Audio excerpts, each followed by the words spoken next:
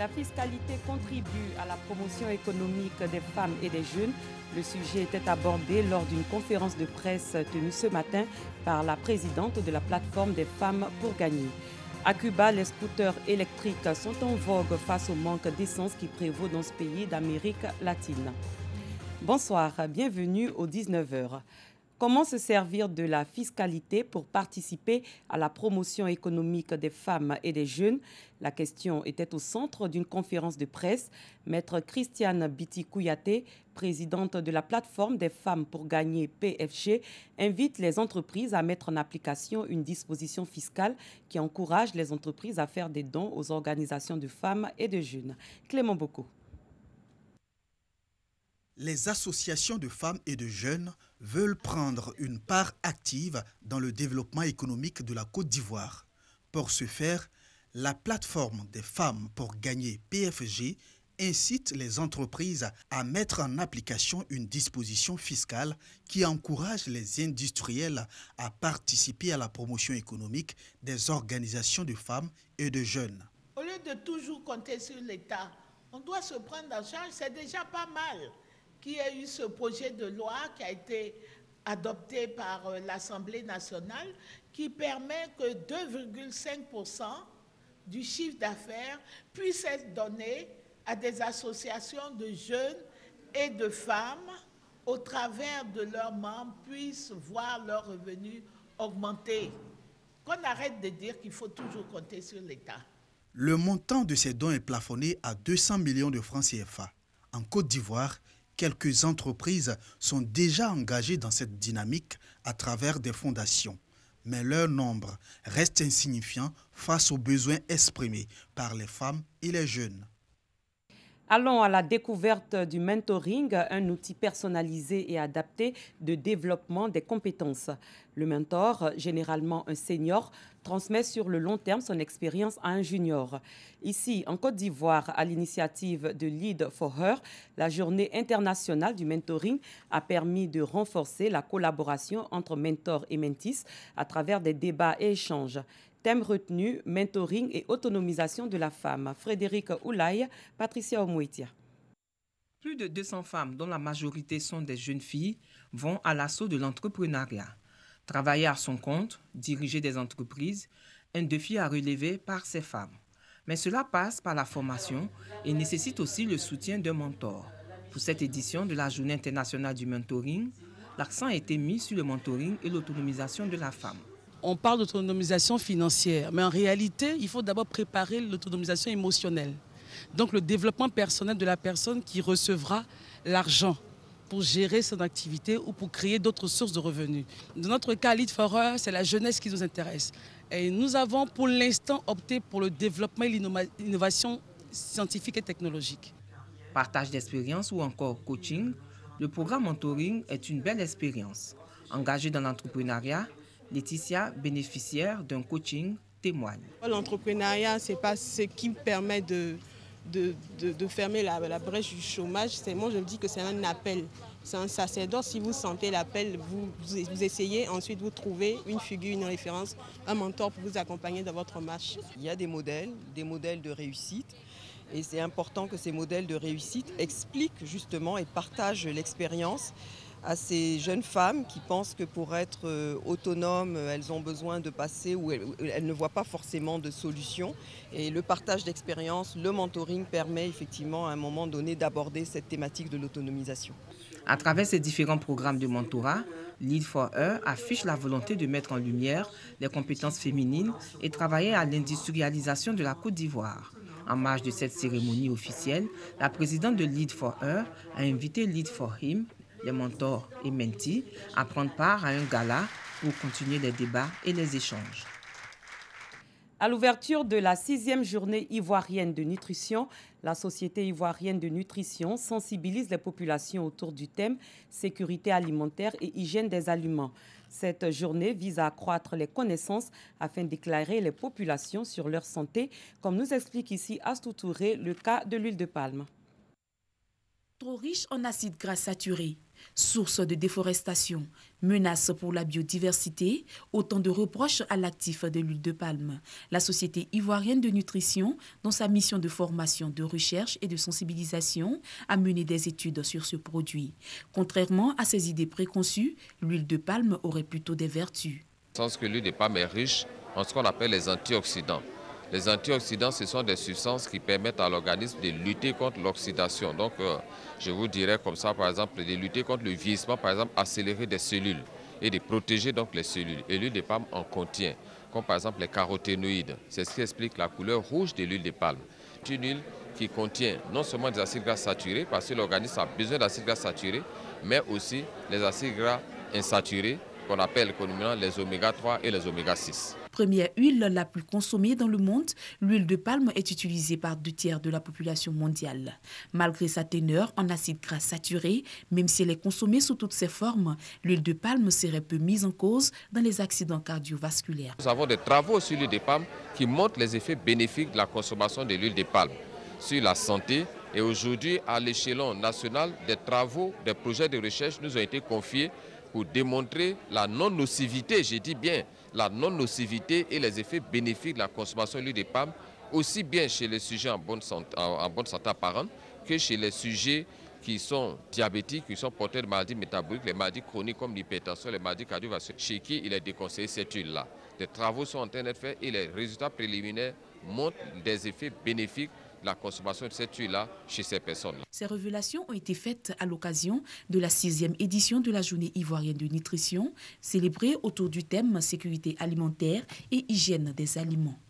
Notre objectif, c'est de rassembler les chercheurs et tous les nutritionnistes qui sont sur le territoire ivoirien pour réfléchir sur la bonne façon de s'alimenter, comportant la sécurité alimentaire elle-même, mais aussi la sécurité sanitaire et l'hygiène des aliments.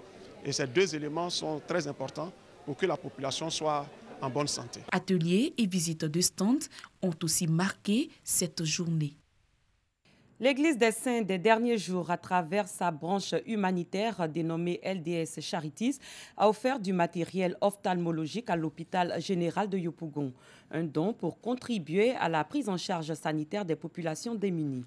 Patricia Omouetia. Ce lot de matériel médical neuf de pointe permet d'explorer le champ visuel des patients, de faire des opérations des yeux telles que la cataracte et de réaliser des examens approfondis. Ce nouveau plateau technique sera fonctionnel au thème des travaux de réhabilitation de l'hôpital général de Yopougon-Atié. Pour le président de l'Église de Jésus-Christ des Saints des derniers jours, soulager et aider les populations fait partie des missions de l'Église. Nous savons que le problème de santé est essentiel pour les humains et que nous savons aussi que nos populations ont des problèmes d'yeux. Donc nous sommes venus ici pour soulager un peu ces populations démunies afin que ce matériel de pointe puisse les servir. Pour le directeur de l'hôpital général de Yopougon-Atié, ce matériel permettra une bonne prise en charge des patients qui souffrent des affections oculaires. Oui, l'hôpital est effectivement en réhabilitation et il doit ouvrir. Et dans la perspective de l'ouverture, ça sera du matériel qui permettra de relever le plateau technique du service d'ophtalmologie. Il a également rassuré les donateurs qu'il fera bon usage de ce matériel ophtalmologique. La Côte d'Ivoire abrite depuis hier la première édition de l'événement culturel Contes d'un soir, un projet initié par l'Organisation internationale de la francophonie. Contes d'un soir a pour but la valorisation du patrimoine oral par le conte.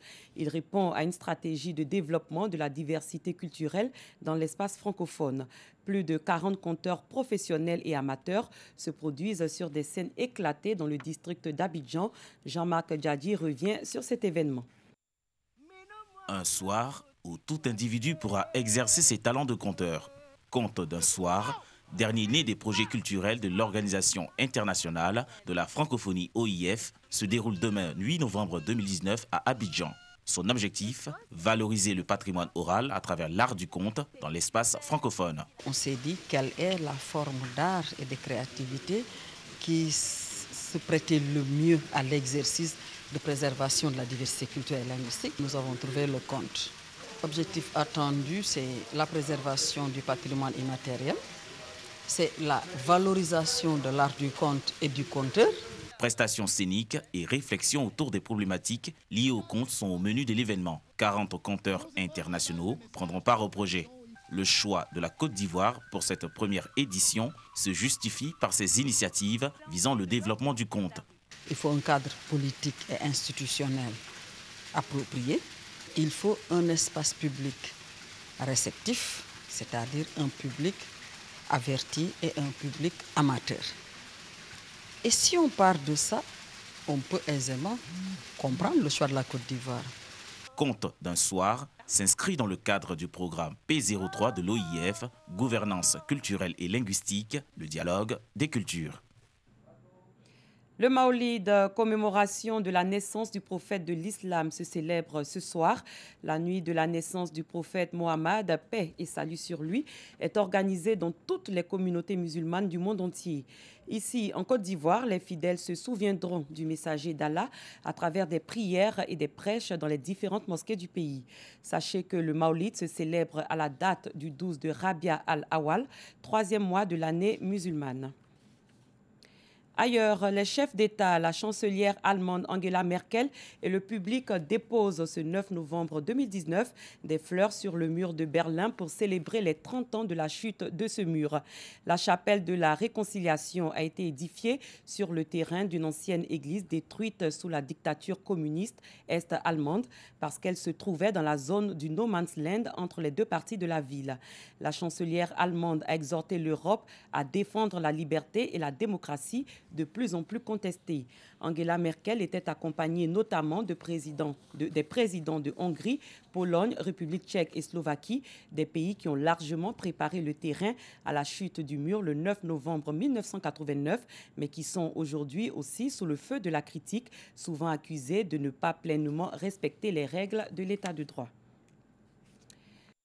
Le président brésilien Lula da Silva a été libéré hier, accueilli par une véritable marée rouge de militants de gauche à sa sortie de prison de Curitiba dans le sud, après plus d'1 an et demi d'incarcération.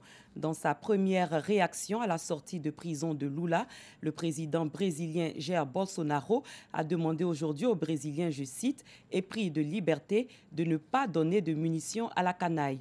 Il s'en est pris sur le réseau social Twitter à l'ancien président qui est momentanément libre mais chargé de culpabilité. Depuis que les douanes ont autorisé leur importation en 2013, les scooters écologiques occupent une part importante du transport urbain cubain. L'île socialiste traverse une grave pénurie de carburant provoquée par les sanctions américaines contre les bateaux transportant le pétrole vénézuélien, sa source quasi unique de brut. Rosemonde Kini, Clément Boko. Ils ont remplacé les vieilles berlines américaines. Les scooters électriques sont à la mode à Cuba. Une tendance qui tombe à pic en pleine pénurie d'essence. L'île subit des sanctions américaines en répercussion de son soutien à Maduro au Venezuela. À l'appel du président, la solidarité s'organise et les conducteurs de scooters prennent en stop les piétons.